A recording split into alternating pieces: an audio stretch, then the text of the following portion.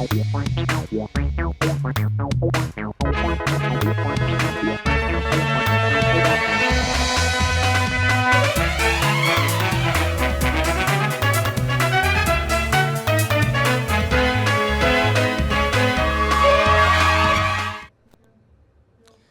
मेरा नाम है जयंती झा और आप देख रहे हैं राष्ट्रीय समाचार। पहले एक नजर हेडलाइंस पर।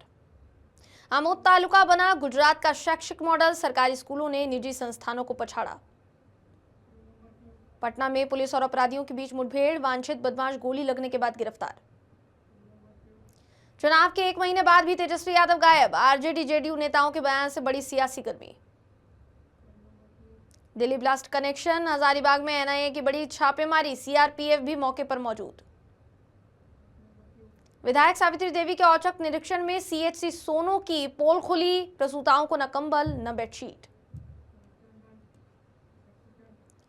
खबर भरूच से है। आमोद तालुका गुजरात का शैक्षिक आदर्श तालुका बनता हुआ नजर आ रहा है। सरकारी स्कूलों ने निजी स्कूलों को पीछे छोड़ दिया है। पिछले कुछ सालों में आमोद तालुका के सरकारी स्कूलों में संरचनात्मक और शैक्षिक क्षेत्रों में ऐसा बदलाव आया है कि अब ये स्कूल सुविधाओं के मामले में निजी स्कूलों से प्रतिस्पर्धा करते हुए नजर आ रहे हैं। शिक्षा के क्षेत्र में आमोद द्वारा लाया गया परिवर्तन आज पूरे गुजरात में चर्चा का विषय है। आमोद के सरकारी स्कूल अब केवल इमारतें नहीं हैं, बल्कि शिक्षा के आदर्श मंदिर बन रहे हैं। प्रत्येक स्कूल में नए निर्माण, जर्जर स्कूलों का पूर्ण जीर्णोद्धार और आधुनिक कक्षा व्यवस्था उपलब्ध है। आधुनिक भवन और भौतिक सुविधाएं, सुरक्षा, सभी स्कूल सीसीटीवी कैमरों से सुसज्जित हैं और अग्नि सुरक्षा सुविधाओं से युक्त हैं। गुणवत्तापूर्ण शिक्षकों की पर्याप्त उपलब्धता के साथ सुसंस्कृत शिक्षा आजमनगर, मटर, सूडी, कोठी, इखर जैसे कई गांवों में नए स्कूलों के खुलने से ग्रामीण क्षेत्रों के बच्चों को पहली बार आरामदायक शिक्षा का वास्तविक अनुभव मिल रहा है। इस विकास से न केवल छात्रों बल्कि अभिभावकों का भी सरकारी स्कूलों पर भरोसा बढ़ गया है। सरकारी स्कूलों में छात्रों की संख्या में उल्लेखनीय वृद्धि हुई है। अब स्थानीय अभिभावक अपने बच्चों को सरकारी स्कूलों में दाखिला दिलाना चाहते हैं, क्योंकि उन्हें गुणवत्तापूर्ण शिक्षा, सुरक्षा और सुविधाएं एक साथ मिल रही हैं। परिणाम स्वरूप एक नई सोच विकसित हुई है कि सरकारी स्कूलों में पढ़ना गर्व की बात है। इस संपूर्ण सफलता का श्रेय स्थानीय विधायक देवकिशोर स्वामी, जिला प्राथमिक शिक्षा अधिकारी और संपूर्ण शिक्षा विभाग की कुशल टीम को जाता है। वहीं उनके सशक्त नेतृत्व और सरकार की प्रतिबद्धता की वजह से आमोद तालुका आज शैक्षिक विकास के मानचित्र पर गौरवशाली रूप से चमकता हुआ दिखाई दे रहा है। आमोद तालुका शैक्षिक परिवर्तन के लिए प्रेरणा का एक स्रोत बनता हुआ नजर आ रहा है, जो गुजरात के अन्य तालुकाओं के लिए एक मिसाल पेश करता है। जानीपुर थाना क्षेत्र स्थित बग्घा टोला के पास देर रात पुलिस और अपराधियों के बीच जोरदार मुठभेड़ हुई है। जी हां, जानकारी की माने तो पुलिस टीम इलाके में बढ़ती आपराधिक गतिविधियों को देखते हुए नियमित गश्ती पर थी। इस दौरान संदिग्ध हालत में बाइक सवार युवकों को रुकने का इशारा किया गया, लेकिन उन्होंने पुलिस पर फायरिंग शुरू कर दी। जवाबी कार्यवाही में पुलिस ने भी गोली चलाई, जिसमें एक अपराधी के पैर में गोली लग गई। गोली लगने के बाद राकेश कुमार मौके पर गिर पड़ा, जबकि उसका एक सहयोगी अंधेरे का फायदा उठाकर फरार हो गया।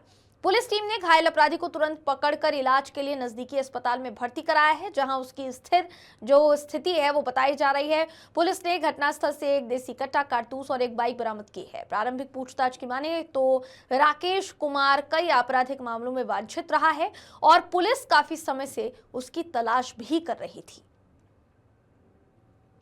की मांग की गई थी और उनको भयभीत कराया गया था। इसके बाद जब वो पैसे देने से इनकार कर दिए थे तो उनके घर के पास में, घटनास्थल के नज़दीक में ही है, वहाँ पे आके फायरिंग की घटना की गई थी। इसमें पुलिस के द्वारा बहुत गंभीरता से लिया गया था। कांड दर्ज करके तुरंत एक टीम बनाई गई थी और इसमें विभिन्न पहलुओं पर जाँच की जा रही थी। इसी क्रम में जब कल हम लोगों को जानकारी मिली और एसटीएफ का सहयोग लिया गया और उनके सहयोग से एक व्यक्ति रंजन को पकड़ा गया और उसकी निशानदेही भी पता चला कि जो दूसरा व्यक्ति है जो गोली चलाने और धमकी देने वाली बात में आया था, वो यहाँ फिर से आया हुआ है घटनास्थल के पास में और वो डराने के लिए, फायरिंग करने की घटना के लिए आया हुआ है। पुलिस के द्वारा तुरंत यहाँ पहुँचा गया और यहाँ पहुँचने पर देखा गया कि वो व्यक्ति यहाँ पर आया हुआ है। जो व्यक्ति राकेश है, जो उसके द्वारा धमकी दी गई थी और रंगदारी मांगी गई थी, वो जब पुलिस को देखा तो वो डर गया और भागने लगा। भागने क्रम में पुलिस से फायरिंग किया। पुलिस के द्वारा उसको रोका गया, बताया गया कि पुलिस है और एक हवाई फायरिंग भी की गई, लेकिन वो माना नहीं और फिर से फायरिंग किया। इसके बाद पुलिस को आत्मरक्षा में फायरिंग करना पड़ा, जो उसके पैर में गोली लगी है अभी वो इलाजरत है, एम्स में उसको भर्ती कराया गया है, परिवार को सूचित कर दिया गया है। और जिसमें बाकी बचे हुए लोग हैं उन पे भी अब दबिश बनाई जा रही है और उन लोगों को गिरफ्तार किया जाएगा। अपराधियों को क्या संदेश देंगे सर? गोली का जवाब कौन गोली से अपराधी? अपराधी को यही कहेंगे कि अगर कोई भी अपराधी है तो उनकी जो जगह है वो जेल है और वहाँ जाकर सजा दिलाई जाएगी, और अगर वो फायरिंग करेंगे तो फिर इसमें पुलिस को अपने साथ फायरिंग करनी पड़ेगी। कौन अपराधी थे सर? राकेश नाम का एक व्यक्ति है और वो इसमें रंगदारी मांग रहा था और बाद में डराने के लिए फायरिंग वगैरह की। किनसे रंगदारी मांग रहा था सर? हमने किनसे रंगदारी मांग रहा था? इनका नाम अभी गुप्त रखा गया है, सुरक्षा को देखते हुए। सर ये बता सर क्या क्या बरामदगी क्या गुप्त रखा गया है। बरामदगी क्या क्या हुई है सर उसके पास? उसके पास से हथियार बरामद हुआ है और जो फायरिंग किया गया था मोबाइल बरामद हुआ है। किस तरह का अपराधी? क्या उस पर पहले से कोई केसें है ज्यादा या फिर इनाम वगैरह घोषित है ऐसा हम लोग कुछ? निकलवा रहे हैं, उसका पुराना आपराधिक इतिहास है कि नहीं, इनाम फिलहाल घोषित नहीं है इसमें, लेकिन जिस तरह से अपराध शैली रही है इसका हम लोगों को देख के लग रहा है कि अपराधियों के साथ के साथ करने से रहा है। ठीक, थैंक यू। खबर पटना से है। बिहार विधानसभा चुनाव के परिणाम आए हुए 1 महीना बीत चुका है, लेकिन तेजस्वी यादव न तो मीडिया के सामने आए हैं और न ही उन्होंने कोई प्रेस कॉन्फ्रेंस की है। वहीं इसको लेकर आज राष्ट्रीय जनता दल के ही नेता शिवानंद तिवारी ने सुबह सुबह पोस्ट किया और तेजस्वी यादव को सद्बुद्धि आनी चाहिए, जनादेश को स्वीकार करना चाहिए, ऐसा कहा। साथ ही ये भी कहा उन्होंने कि जनता के बीच उनको रहना चाहिए जो वो नहीं रह रहे हैं।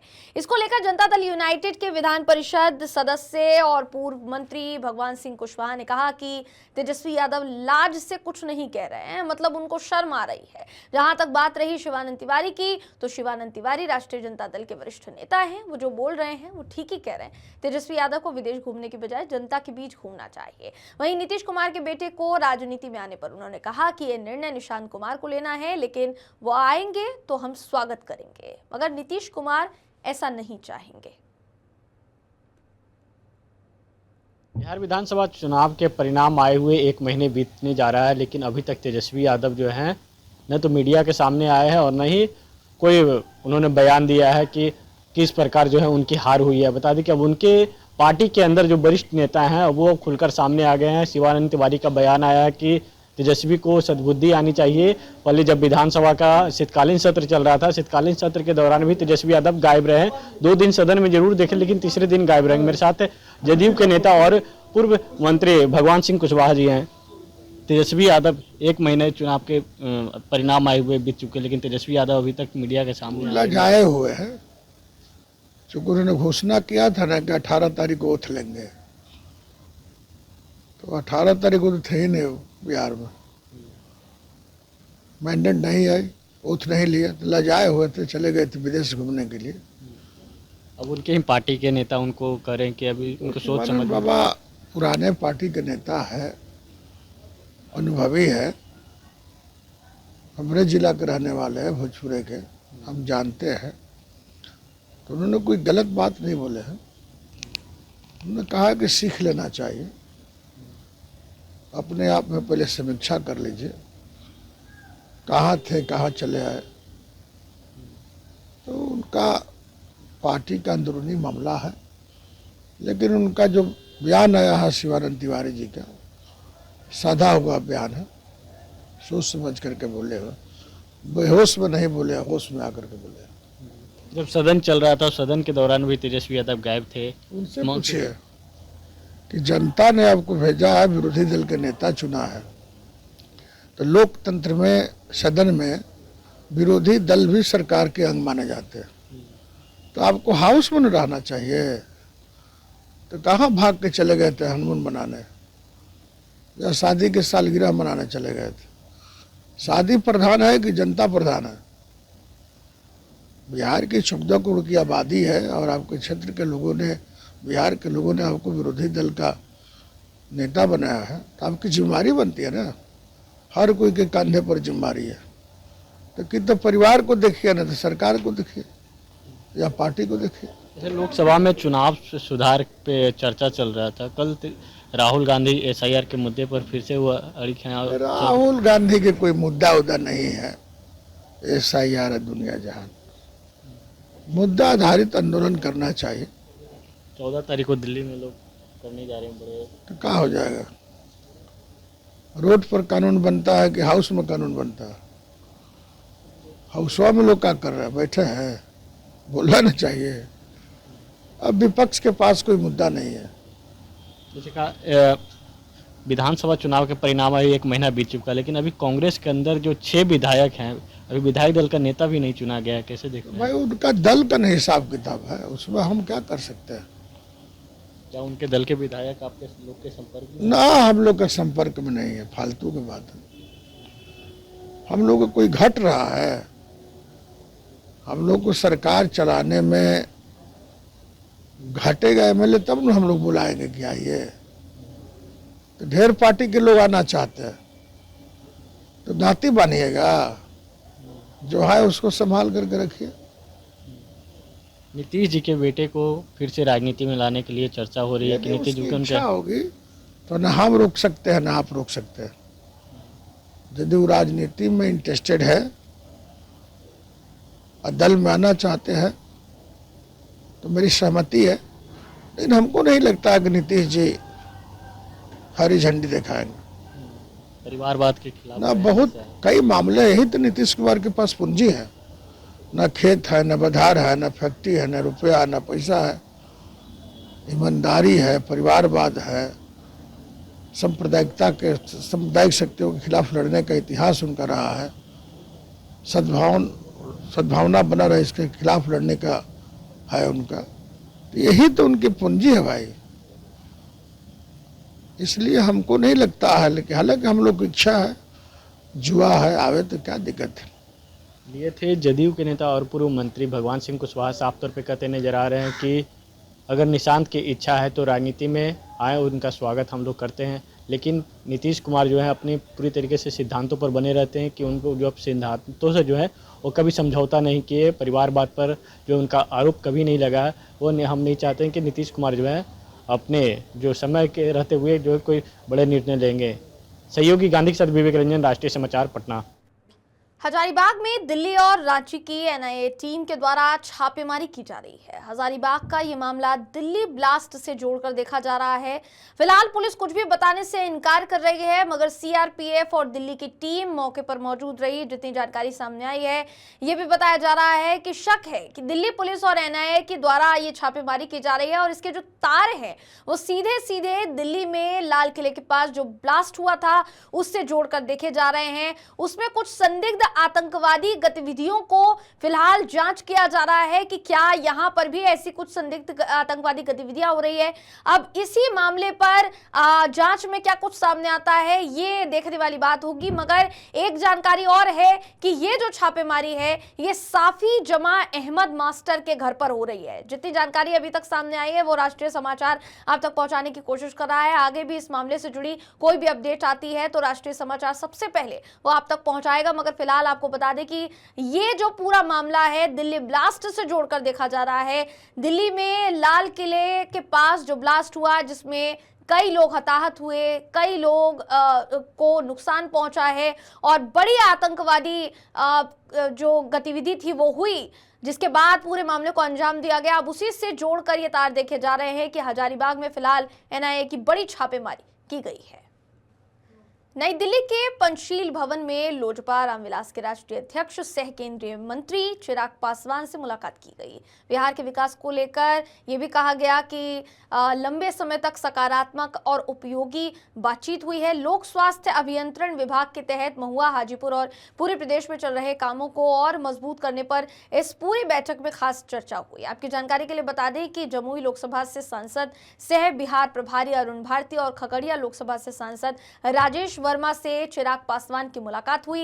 इस दौरान संगठन और पार्टी के अन्य महत्वपूर्ण विषयों पर भी चर्चा हुई। तस्वीरें आप देख पा रहे होंगे, तमाम जो विधायक हैं और तमाम जो नेता हैं वो चिराग पासवान से मिलने के लिए पहुंचे थे और ये कुछ तस्वीरें उस बैठक के सामने आई है जो फिलहाल आपकी स्क्रीन पर राष्ट्रीय समाचार आपको दिखा रहा है।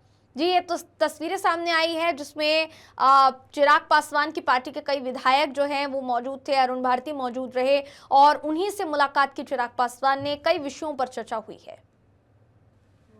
जमुई के सोनू प्रखंड के एकमात्र सामुदायिक स्वास्थ्य केंद्र में गुरुवार की शाम उस समय हड़कंप मच गया जब चकाई विधानसभा क्षेत्र की विधायक सावित्री देवी अचानक निरीक्षण के लिए पहुंच गई। विधायक के अस्पताल परिसर में कदम रखते ही व्यवस्थाओं की पोल खुलने लगी। वार्ड्स में न चादरें थी न साफ सफाई, जगह जगह गंदगी का ढेर और अव्यवस्था साफ तौर पर दिखाई दे रही थी। सबसे चिंताजनक बात यह थी कि जो महिलाएं थी उनको इतनी ठंड में, कड़ाके की ठंड में कंबल तक नहीं मिला था, ना ही बेडशीट। जिस तरीके की जानकारी सामने आ रही है और जिस तरीके की तस्वीरें सामने आ रही है, चौंकाने वाली है। महिला प्रसव कक्ष की बदहाली देखकर विधायक ने कड़ी नाराजगी जाहिर की और अधिकारियों को सख्त चेतावनी दी है कि ऐसी लापरवाही बिल्कुल बर्दाश्त नहीं की जाएगी। तत्काल सुधार नहीं होने पर विभागीय कार्यवाही की बात भी कही गई है और निरीक्षण के दौरान अस्पताल प्रभारी के अनुपस्थित रहने और डॉक्टर्स की भारी कमी ने स्थिति को और उजागर किया है। महिलाओं ने भी अपनी समस्याएं बयां की। मानसी कुमारी ने बताया कि वो सुबह से अस्पताल में है लेकिन बेडशीट तक नहीं मिली। वहीं एक अन्य महिला का कहना था कि ठंड में कंबल तक का कोई इंतजाम नहीं है, साथ ही अपने द्वारा लाए गए कपड़े से किसी तरीके से खुद को ढकना पड़ रहा है। अस्पताल प्रभारी डॉक्टर शशि भूषण चौधरी ने अनुपस्थित रहने का कारण जिलाधिकारी की मीटिंग बताई और सफाई का ठप होना निजी एजेंसी की लापरवाही पर थोप दिया। लेकिन कंबल को लेकर उनके विवादित बयान ने फिर से सरगर्मियां बढ़ा दी। उन्होंने कहा मरीजों ने कंबल मांगा ही नहीं, मांगते तो दिया जाता। अब लोगों में इस एक बयान को लेकर नाराजगी जो है वो बढ़ती चली जा रही है। विधायक के इस औचक निरीक्षण के बाद अब स्थानीय लोग उम्मीद कर रहे हैं कि सीएचसी सोनू की अव्यवस्था में जल्द सुधार होगा और स्वास्थ्य व्यवस्थाएं बेहतर होंगी। कहाँ घर हुआ? खुद महापुर। कब आई यहाँ? सुबह में आई है। बेडशीट मिला है आप लोगों को? नहीं मिला है। घर से लेकर आई हो? दवा वो सब मिला है अंदर से? बाहर से कुछ लाई है क्या? ना। क्या नाम हुआ आपका? सुनीता है। यहाँ कोई दिक्कत हो रहा है? ना सर। हाँ? ना। बेडशीट मिला आप लोगों को? बेडशीट? ना। दवा बाहर से लाए हैं क्या अंदर से? ना, अंदर है। अंदर से लाए। कैसे आए? आशा के द्वारा?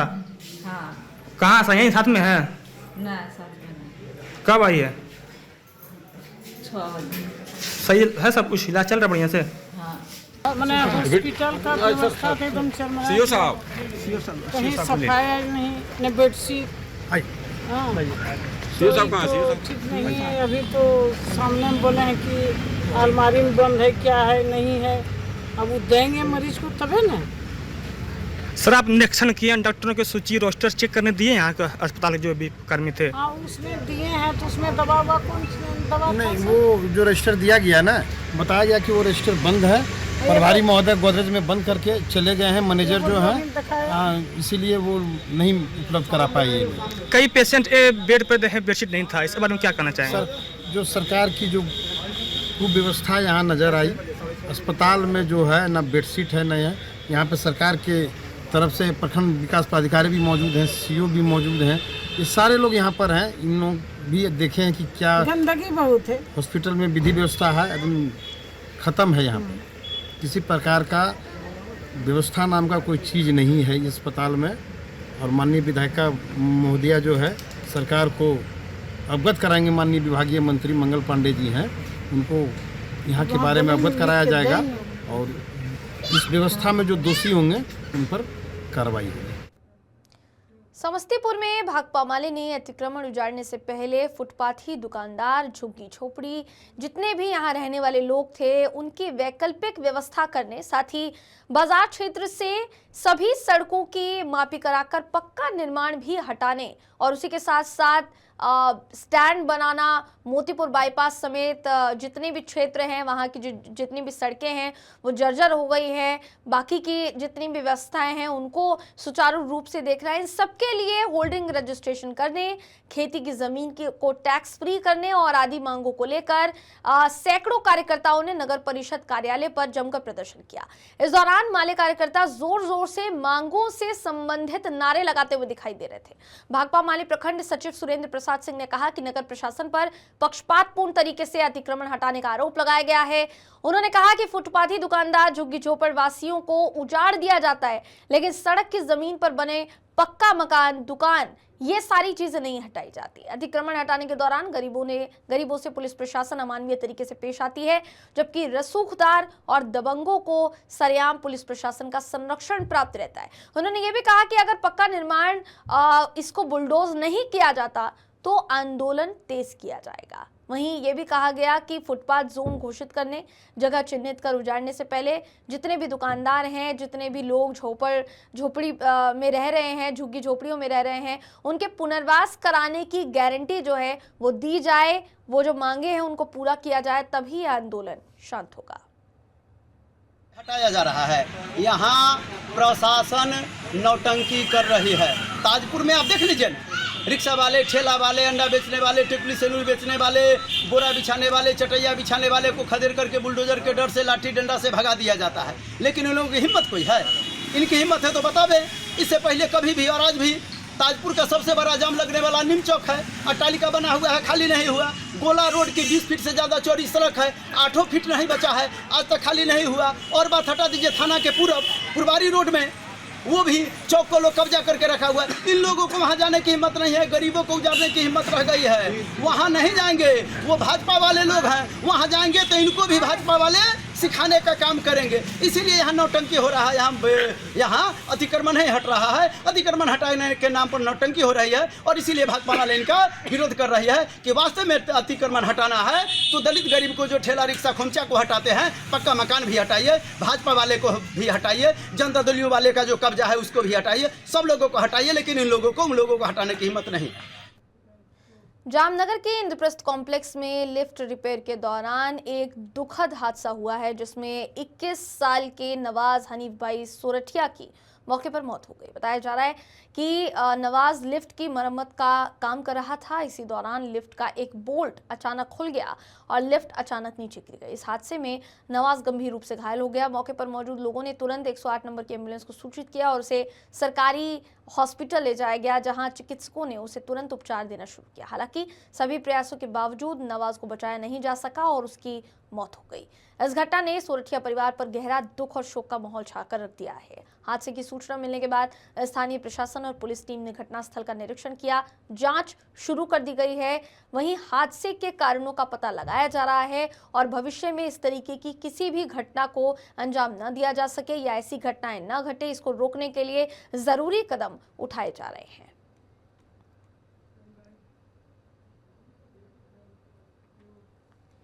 खबर नालंदा से है। दीपनगर थाना क्षेत्र इलाके के रजौली बख्तियारपुर NH20 पर चक्रसलपुर फ्लाईओवर के ऊपर अनियंत्रित ट्रक ने मोटरसाइकिल सवार 2 युवकों को कुचल दिया, जिससे दोनों युवक सोनू कुमार और पीयूष शंकर की दर्दनाक मौत हो गई।